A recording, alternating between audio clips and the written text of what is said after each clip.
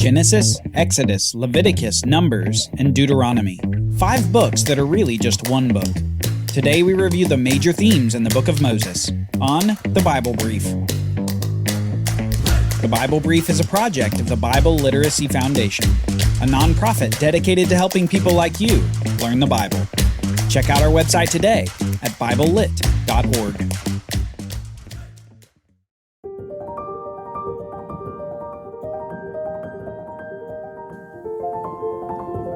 A word is simply a collection of letters that, by virtue of their arrangement and collection, represent meaning.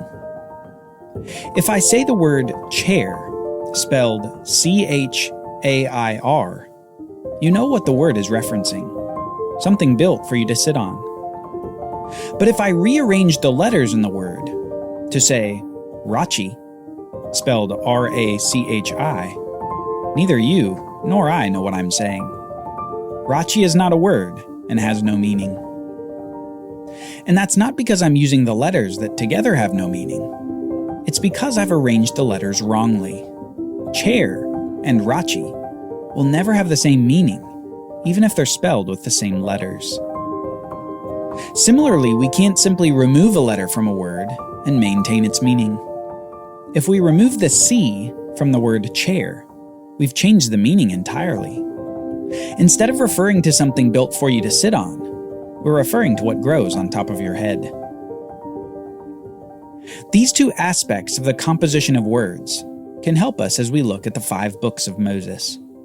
Meaning is found in both order and in completion.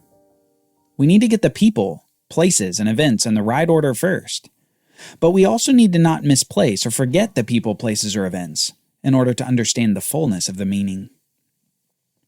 The 5 books of Moses are intended to be read as a single composition, with a single perspective and a meaning that's not found in any single book, but in the books as a collection.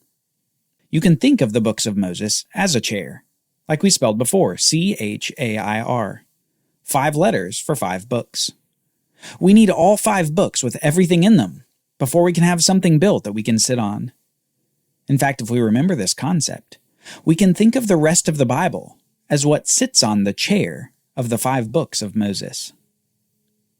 In our Bibles, we can easily see the division between these books, and assume that we ought to take each of these first 5 books and read them alone. As we have explored the story, however, we've already seen that these books are stitched together by more than just the general setting in the ancient Near East. They're stitched together by themes, promises, language, and a continuing narrative that doesn't skip a beat from book to book. These 5 books of Moses are a unit, and various locations in the Bible testify to that fact, so much so that they view the first 5 books of the Bible as a singular book by a singular author. A few times these are called the Book of Moses, and often just Moses. Someone will quote or reference something in the first 5 books and they will say, Moses said, or Moses wrote. Perhaps the best example of this comes after Jesus has resurrected from the dead. He's teaching his disciples about what the Bible says. As Jesus explains the Hebrew Bible to them, it says in the Gospel of Luke, chapter 24, that, beginning with Moses and all the prophets, he interpreted to them in all the scriptures the things concerning himself. Here Moses is a reference to these 5 books that we've just finished walking through. Jesus is indicating that these 5 books say things about him. The book, or books of Moses, speak about Jesus. I'm sure if you've been with us through the whole walkthrough so far, you're beginning to see how they speak about him. Since we've understood now that the book of Moses is a unified composition, the next vital question for us to ask is this. What's the meaning that comes out of the composition? What's the message of these 5 books? We're going to answer that question with 3 words: blessing, faith, and king. If you can remember blessing, faith, and king, you'll be well on your way to understanding the book of Moses. So first, blessing. In the book of Genesis, the Bible begins with God blessing everything in creation. First, he blesses all the creatures that he made, and then he blesses Adam and Eve. And this blessing comes with a command. We read this in Genesis 1, verse 28. God blessed them and said to them, "Be fruitful and multiply and fill the earth and subdue it, and have dominion over the fish of the sea and over the birds of the heavens and over every living thing that moves on the earth."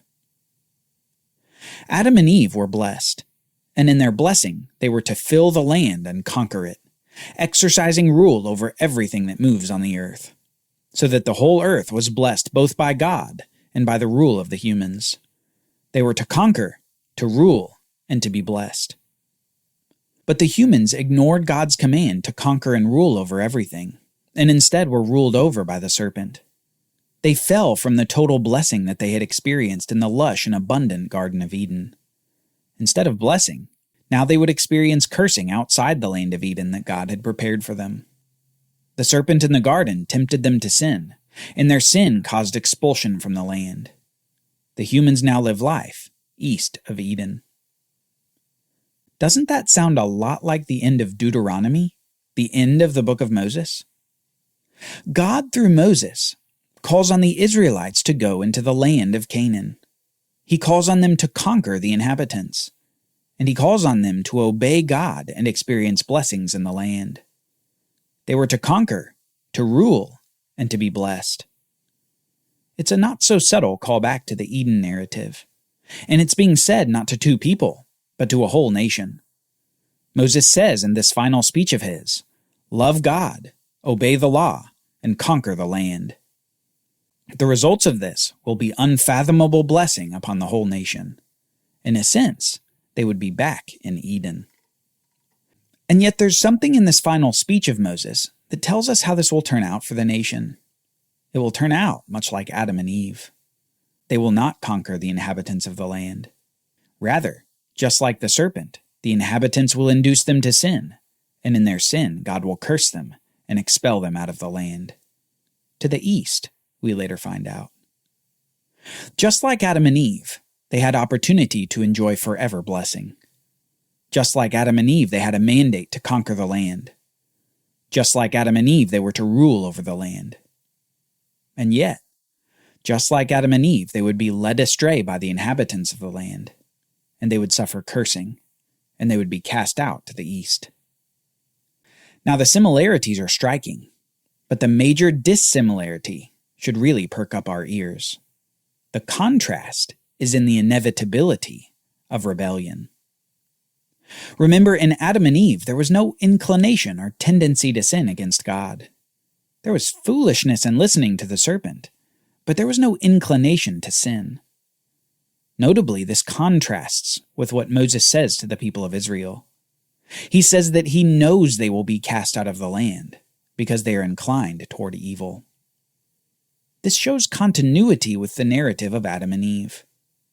The spiritual death and corruption of nature that was caused by sin is inherited all the way down to the present day as Israel is in the plain of Moab.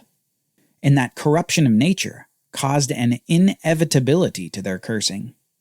Since they are inclined toward evil, they will most definitely practice evil. The continuing effects of the fall of man in the garden affect the Israelites' ability to maintain the blessing in the land of Canaan.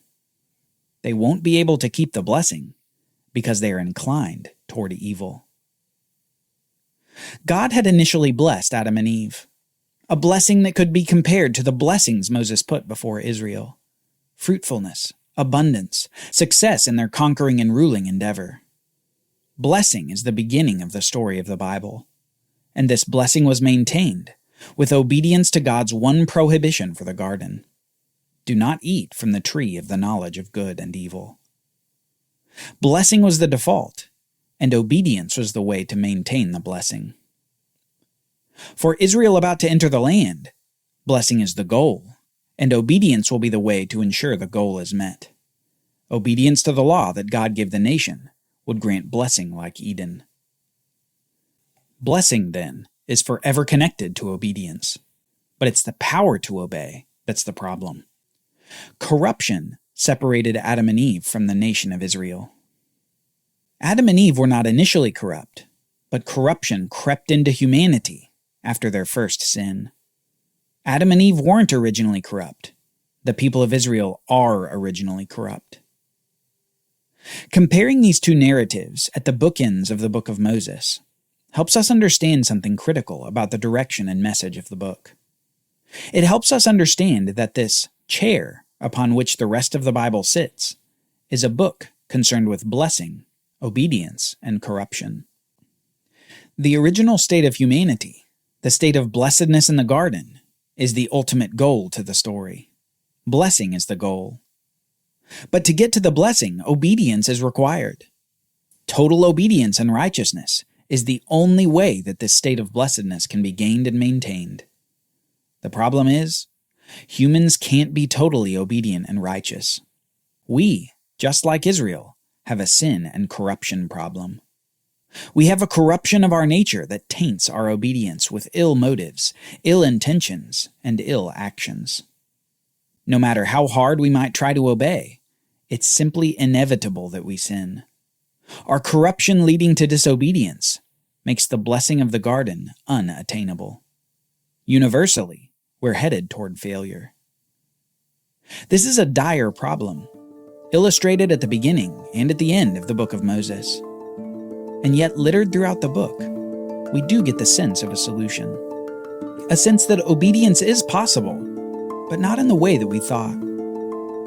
What if obedience didn't require laws, rules, and regulations to obey?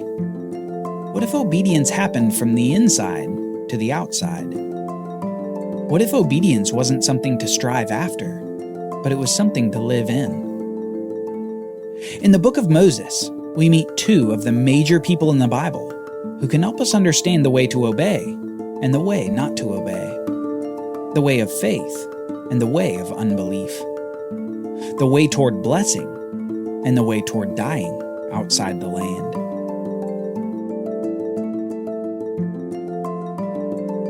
Join us next time as we explore the lives of Abraham and Moses as we consider their faith, before we explore the final theme of the book of Moses, the king.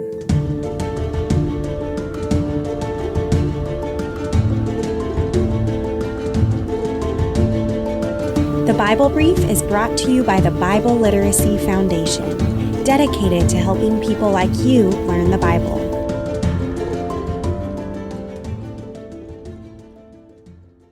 Copyright Bible Literacy Foundation 2023.